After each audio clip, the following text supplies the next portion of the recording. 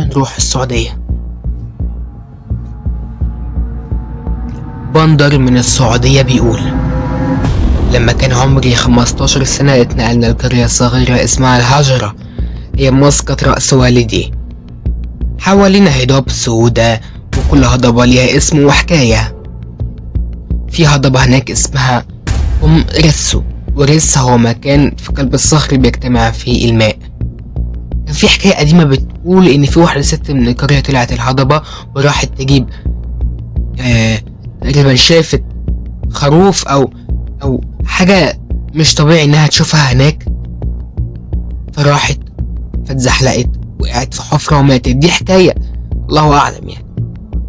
الأهل دوروا عليها ولقوها، معرفوش يطلعوا جثتها واضطروا إن هم يردموا عليها تراب ويسيبوها هناك.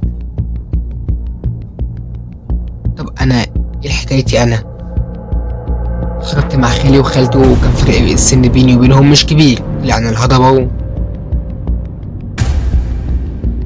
بس شفت الحفرة، وكان في حد حاطط لوحة خشب هنا اركض، واسمحوا لي ما اقولش الاسم. الفضول بدأت احفر، واحنا التلاتة بصراحة حفرنا يعني لحد ما وصلت فعلا لجمجمة.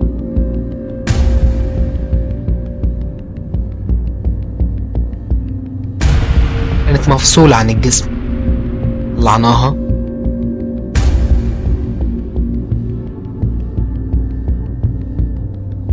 مش هتتوقعوا عملنا ايه. فضلنا نرميها لبعض، وجبت صخرة كبيرة كسرتها لحد ما بقت نصين، وحطينا نص منهم وبقينا نحدف جواه الحصى يعني، وبقينا نشوف مين أكبر عدد من الحصوات هيقدر يدخله في نص الجمجمة اللي قدامنا.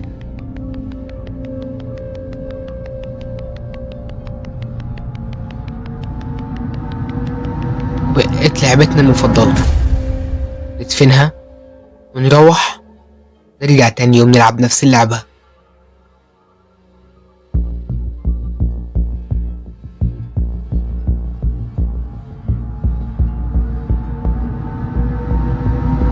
في يوم قبل صلاة الفجر لقيت والدي بيصحيني،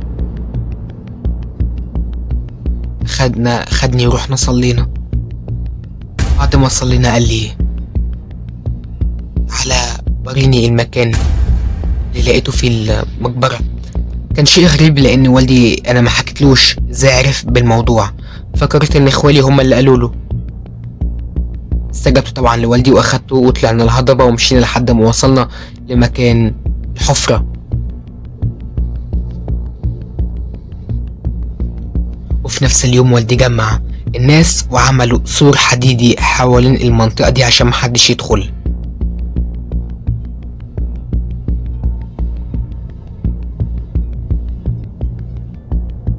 لما اتكلمت مع اخوالي صموا ان محدش قال لوالدي حاجة. رحت سألته، قال لي: الست دي جات لي في المنام وكانت بتبكي ودماغها بتنزف وبتشتكي منك، وكانت بتتوسل لي ان انا ابعدك عنها. جريت على طول على خالي وحكيت له، قلت له: دي راحت لابويا في المنام. قال لي: مفيش حاجة اسمها كده، انت اللي حكيت. قسمت له لكن مفيش فايدة، مش مصدقني. عايز تثبت لي ان انت مش انت اللي حكيت؟ قلت له: موافق، تيجي معايا هنروح هناك تاني. رحت معاه ونطينا من فوق السور. كنا وقتها الغروب. وقف خالي عند مكان الهيكل العظمي اللي اتردم تاني عليه، وبدأ يدوس برجليه ويتنطط على الحفرة يتنطط. حسيت ان زي الافلام الاجنبي انها ممكن تخرج من تحت الارض تشفط خالي تدفنه معاها. بدأت ارجوك نمشي، خلاص انت عملت اللي انت عاوزه. قال لي انا بثبت لك بس ان هي لا بتصحى ولا بتطلع في احلام، وان انت اللي قلت لابوك.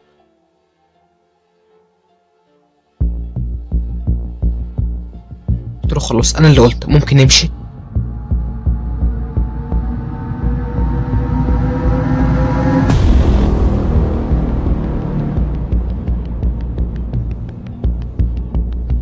اول ما روحنا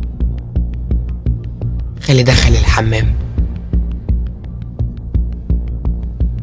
وسمعنا بيصرخ من جوه الحمام.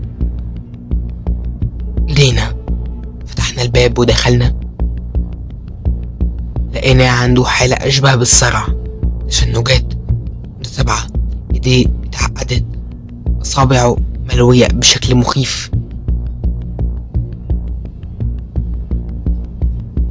هي فعلا أشبه بحالة الصرع، مع إن خالي ما عندوش صرع. نقلناه لأقرب مستشفى. الأطباء سألونا فعلا هل هو بيعاني من صرع قبل كده أو بيجيله نوبات عصبية.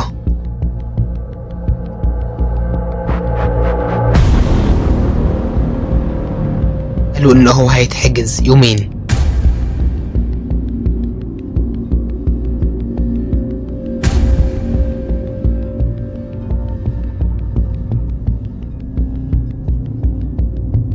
خلال اليومين دول أنا شفت الويل.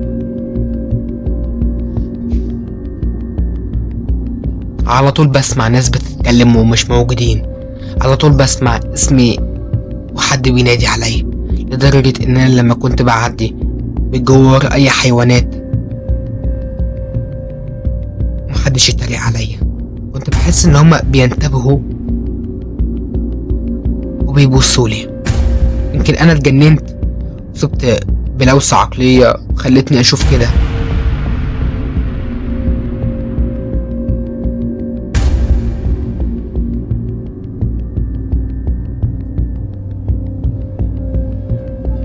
وفي مرة وأنا ماشي شفت ست عجوزة مسنودة على عكاز خشب،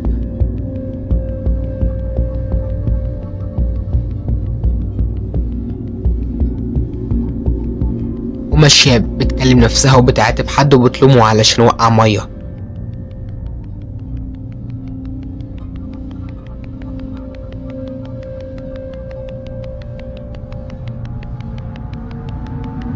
لما قربت منها لقيتها بترفع العكاز اللي في ايدها وبتشاور عليا بيه.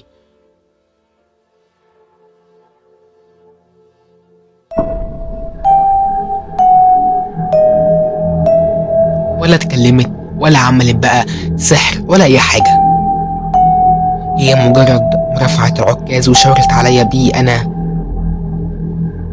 جسمي كان في حالة من التشنج والفزع الرهيب.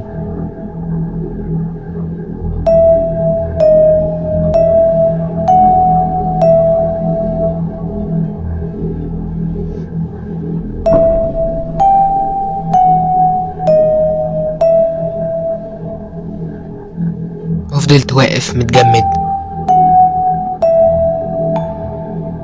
لحد ما سمعت ناس ماشية في الشارع، وكأن هما فوقوني من الغيبوبة والنوم اللي كنت فيه. وهي ما كانتش موجودة، وهي ما كانتش موجودة. رحت حكيت لوالدي، اللي هي دي أوصاف نفس السيدة اللي بتجيلي في الحلم وبتقولي إن أنت أذيتها.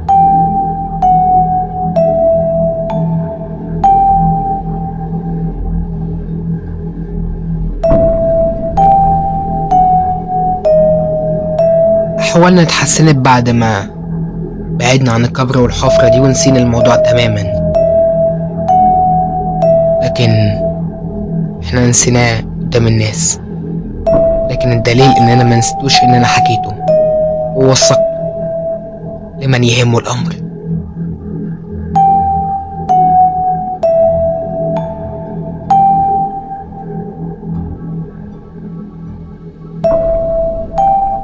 طيب نروح لأحمد. أحمد بيحكي وبيقول أنا شغال في فرد أمن في شركة استيراد معروفة جدا من ضمن أقسام الشركة العربيات، وعاملين ليهم زي مخزن أو جراج كبير.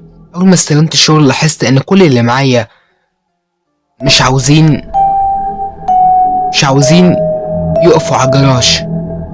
في إيه؟ أنا كنت متعين جديد.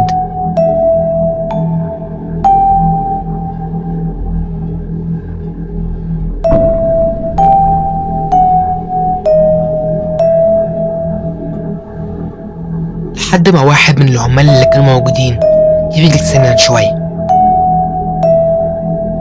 قال لي لما تيجي البضاعة ما تطلعش تقف في مستوى مرتفع. قلت له ليه؟ قال لي اسمع الكلام.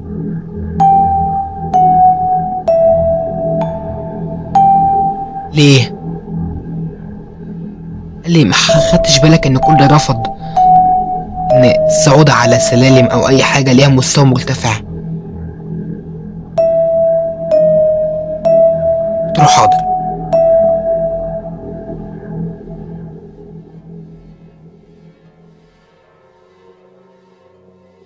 لكن الفضول،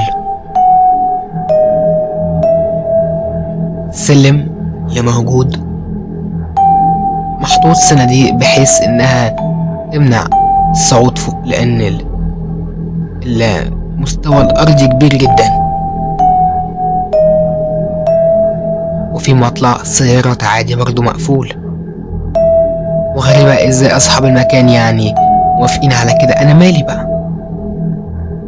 والجراج معظمه اصلا مهم ان هو معمول جزء كبير مخزن، يعني مبنى متهالك قديم.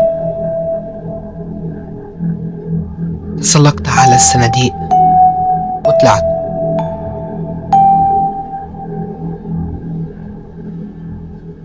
وقفت ابص، مفيش اي حاجة.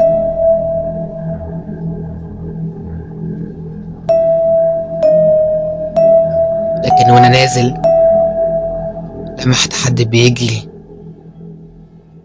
كل اللي في بالي ان في حد او حرامي او حد بني ادم يعني. العامل اللي نصحني جريت عليه وصحيته. قلت له كان في حد بيجري هنا؟ قال لي لا، ما كانش في حد بيجري، انت طلعت وبصت من فوق.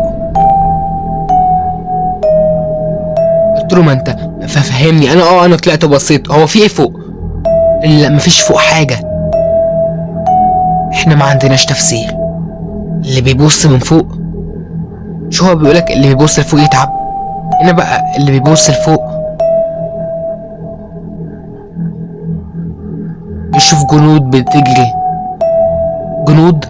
جنود ايه؟ ما نعرفش يا ابني، المكان ده ما نعرفش اصله كان ايه ولا عاصر فترة ايه في حروب. قلت له يعني، قال لي احمد ربنا ان انت شفت واحد. بصراحة كلام ما دخلش دماغي.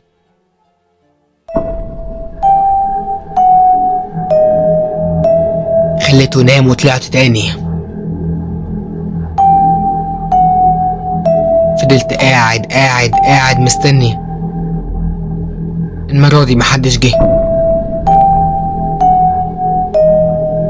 لكن كان في حد ورايا.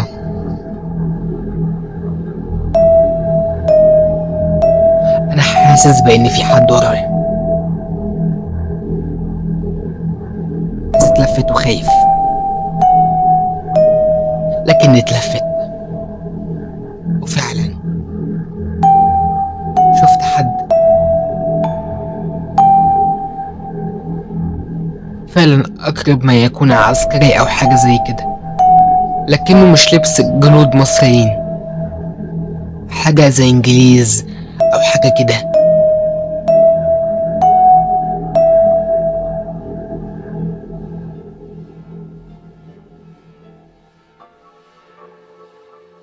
واقف منتهى الثبات فضلت أجري، اتكعبلت في الصناديق ووقعت في الأرض، وهو نازل على السلم.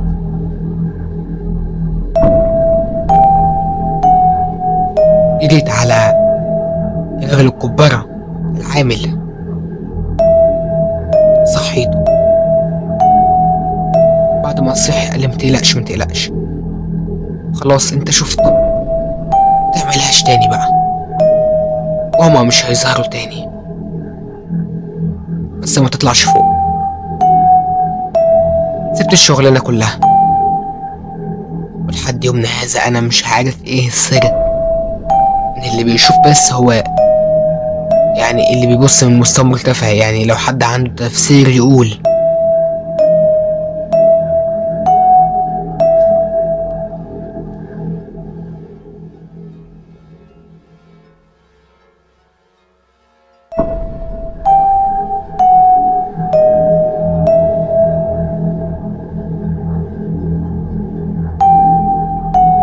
مصطفى 16 سنة، من قرية في المنوفية.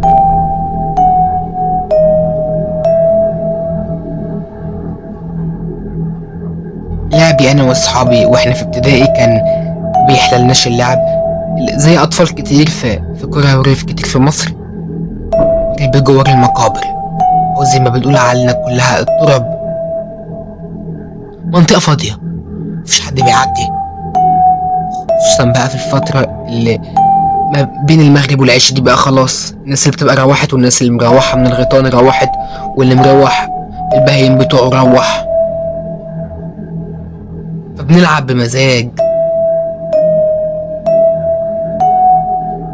وأحيانا نلعب صيادين السمك، ولما بيبقى معانا بقى حد يعني ملوش في كورة زيي، وأحيانا نلعب ماتش تمام. وفي مرة واحنا بنلعب قررنا إن احنا هنخبط على كل أبواب التراب، باب،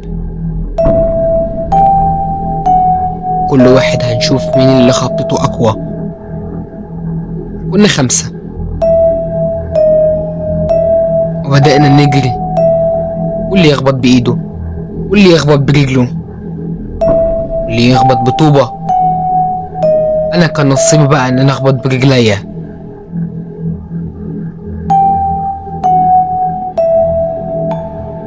الموضوع كان ماشي عادي جدا، الدنيا مظلمتش، احنا لسه في النور اللي ما بين المغرب والعشاء. وجيت عندي تربة، وبعزم ما فيا خبطتها برجليا، شلوت يعني زي ما بيقولوا. التربة اتفتحت،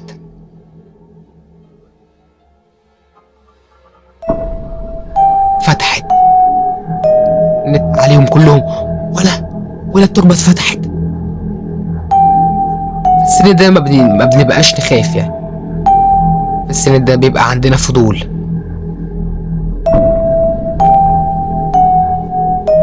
وقفنا احنا ال5 قدام باب التربة،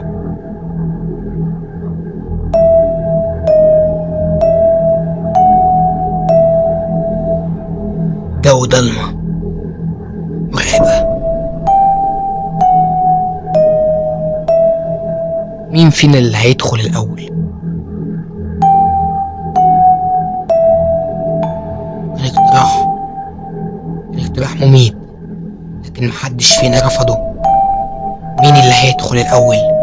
مين اللي هيبقى الملك بتاعنا اللي هيدخل الأول؟ اللي هيدخل الأول هو اللي يستحق نقول عليه الملك. ده كان كلام واحد من الأصدقاء. تطوعت وقلت أنا اللي هدخل الأول. خلاص هتدخل وتطلع، وكل واحد فينا هيدخل، بس انت هتبقى الملك بتاعنا، انت الأول. وافقت. فكرة ان في السن الطفولة ده انك تاخد لقب الملك، وان انت تبقى المسيطر على الشلة، ده حلم كبير يعني، كل اللي في السن ده بيحلموا بيه. قربت من الباب، مديت رجليا ودخلت.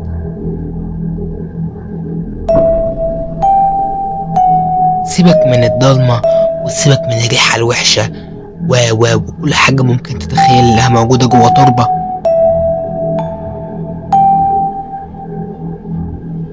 منظر انك شايف بيتك، يعني في واحد مرمي قدامك على الارض. ده منظر يعني في اللي جسمه انكمش واللي جسمه خلاص اتحلل، وفي اللي الكفن فاضي وقماشة على الارض بس، وفي اللي الكفن نفسه داب. كنت بشوف تشاش بس بالاضاءة الضعيفة، لكن لما دخلت جوه وعيني خدت على الضلمة شفت اكتر.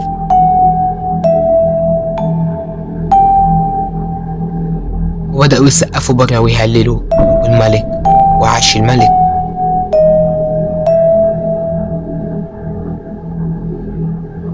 عاوز افرح،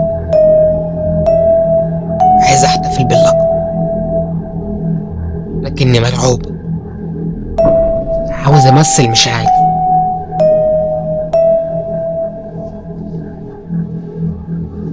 كان الاتفاق ان انا مش هخرج الا لما هما يقولوا لي اخرج، ففضلت واقف وحاني ظهري عشان التربة.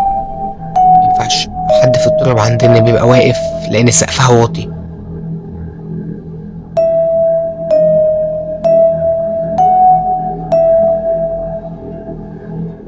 لحظات بتعدي ببطء شديد. انطقوا بقى، نادوا عليا بقى، الله يخرب بيوتكم.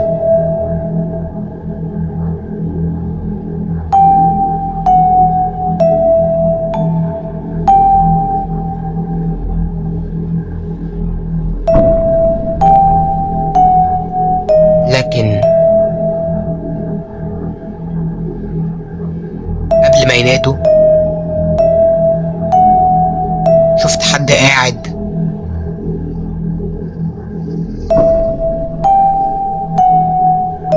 في ركن من التربة. حد قاعد، ايوه، وهادي ما بيعملش اي حركة، كأنه بيتفرج عليا. بفكركم ان الاضاءة كانت تكاد تكون معدومة، لكني شايف. اقسم بالله حد قاعد في التربة. عاوز انادي واقول لهم مش قادر، اتشليت في مكاني. عاوز اصرخ في الصوت،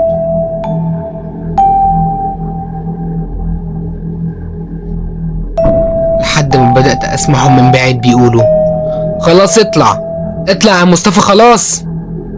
بدأوا يسقفوا وانا ولا اي حركة. يا مصطفى اطلع.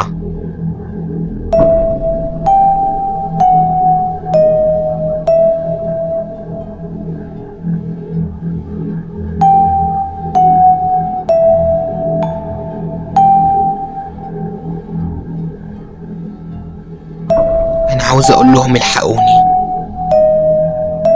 رفعت ايدي وانا بترعش وشاورت قدامي.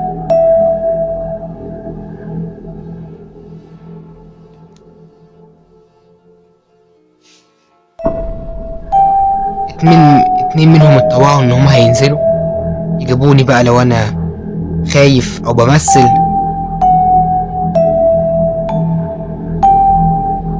ونزلوا لقوني بشاور.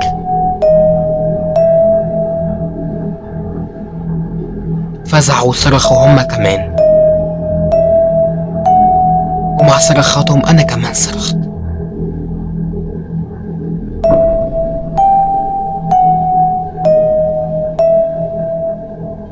الاتنين اللي كانوا باقيين برا صرخوا هما كمان،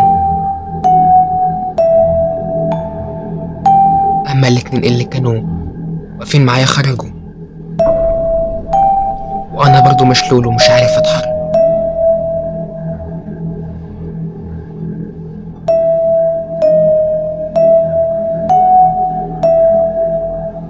فوقت صغير وفي واحد بيشدني من هدومي.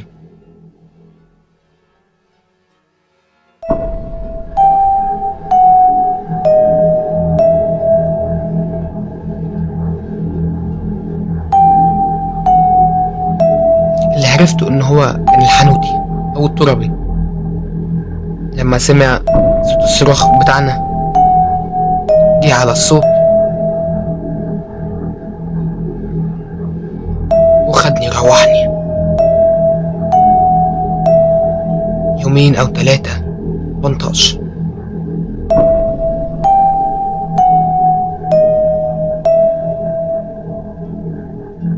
وبعدها بدأت أتجاوز المحنة دي وأعديها.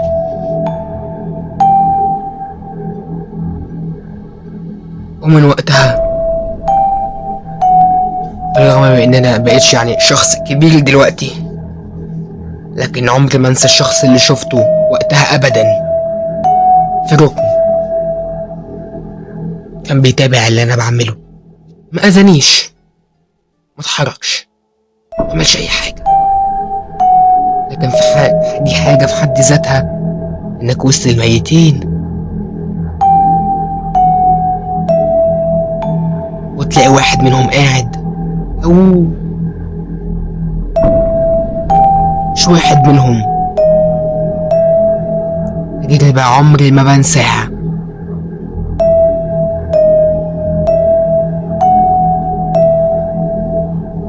تجربتنا الأخيرة بتحكيها هبة.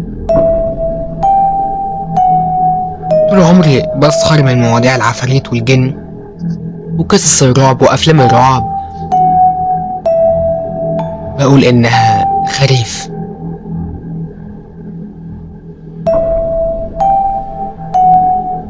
لدرجة إن إحنا كنا في أولى، يعني وإحنا في أولى آداب، كنا قاعدين بنتكلموا في المدينة الجامعية، وزميلاتي كلهم بيتكلموا في الموضوع ده وعاملين قاعدة بقى وخايفين، وأنا الوحيدة اللي عمال أضحك أقول لهم مش هاتوا اللي عندكم، بروني هتخوفوني بأكتر حاجة ممكنة إزاي. اللي حصل إن هم شغلوا قصة رعب من القصص يعني. الحقيقة هم كانوا ظالمين النور زي ما هم، يعني زي ما القصة بتقول، ملتزمين بكل التعليمات، وأنا منهار من كتر الضحك. أنا يعني مش تقليل من القصة ولا حاجة، لكن أنا الموضوع جاي عليا بهستيريا الضحك.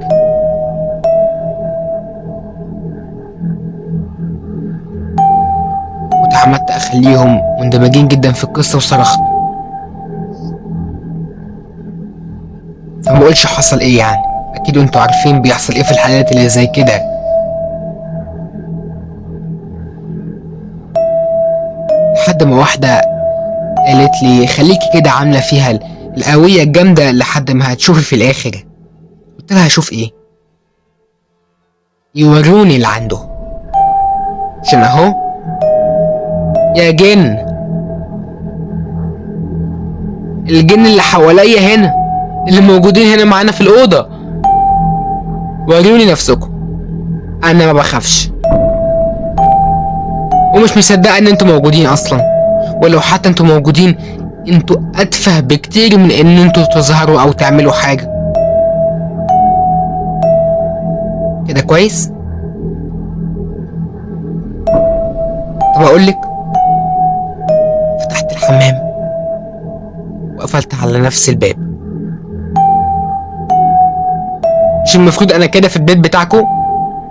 وروني بقى هتعملوا إيه؟ أنا ما بقتنعش بوجودكم، أنا مكدبة وجودكم، وبقول لكم انتوا أضعف وأتفه من أي كائن. بقول لكم انتوا أضعف من إيه؟ من الحشرات حتى. زميلتي اللي كانوا واقفين برا كلهم كان على وشهم ملامح رعب، خايفين عليا، وانا واخده الموضوع بمنتهى الطريقه والسخريه، لان انا عارفه ان مفيش حاجه هتحصل. طلعت قلت لهم مفيش حاجه حصلت اهو، العفريت ما شفطنيش جوه الحمام، ما شفتش نفسي في المرايه غول يعني. دي الحاجات اللي انتوا بتتكلموا فيها وبتحكوها، تصبحوا على خير. انا مش فاهم الهبل بتاعكم، هاتولنا بكره نلعبها احسن، لا يعني لعبه نلعبها في السهره وخلاص. ودخلت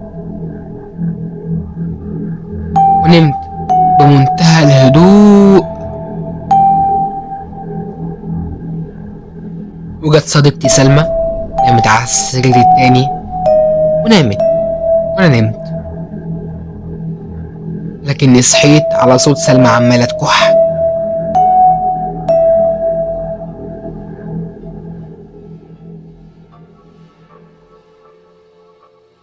صحيتها من النوم وقلت لها في ايه يا سلمى؟ قالت لي معرفش، انا تعبانه ومخنوقه، انا عمال احلم بانك هيحصل لك حاجه. قلت لها هيحصل لي ايه يعني؟ ان العفاريت انتقموا منك. قلت لها تاني العفاريت يا بنتي؟ عفاريت ايه؟ رجعت تكح تاني. قلت لها استني انا هجيب لك ميه واجيلك.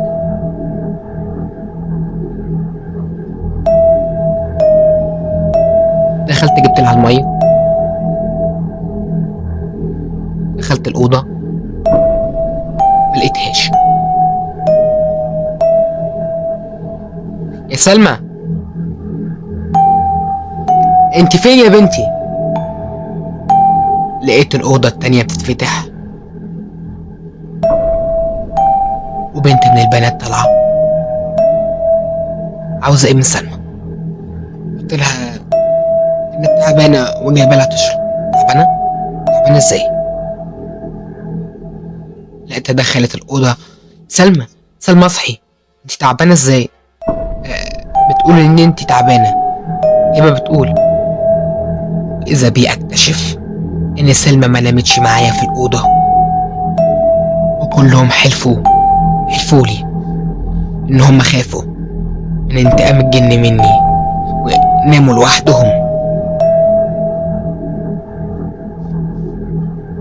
في اللحظه دي بدات لأول مرة دخلت قفلت على باب الأوضة من جوه. فضلت قاعدة على السرير منور النور كله وبفكر في كل اللي أنا قلته.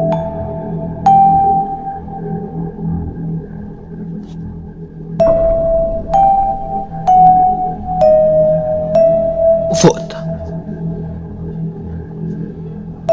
على صوت سلمى وهي بتقولي جبتيلي المية؟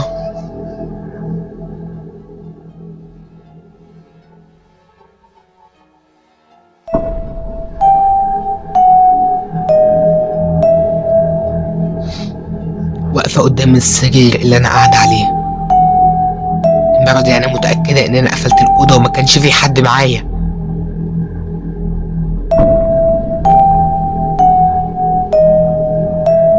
بدأت أعيط. أنا ما عملتش حاجة. أنا آسفة، أنا آسفة، أنا آسفة، مش هقول كده تاني، مش هجيب سيرتكم في حاجة. ابتسمت سلمى ابتسامة مرعبة. أيوة، جيب سيرتنا تاني. المرة دي أنا حذرت، المرة الجاية هجيبهم كلهم معايا بشكلهم الحقيقي، هيئتهم الحقيقية. تحب تشوف هيئتي الحقيقية؟ لا خلاص، ولا هتكلم ولا هقول حاجة. انت مش هتقدري تقولي خلاص، مش هتقدري.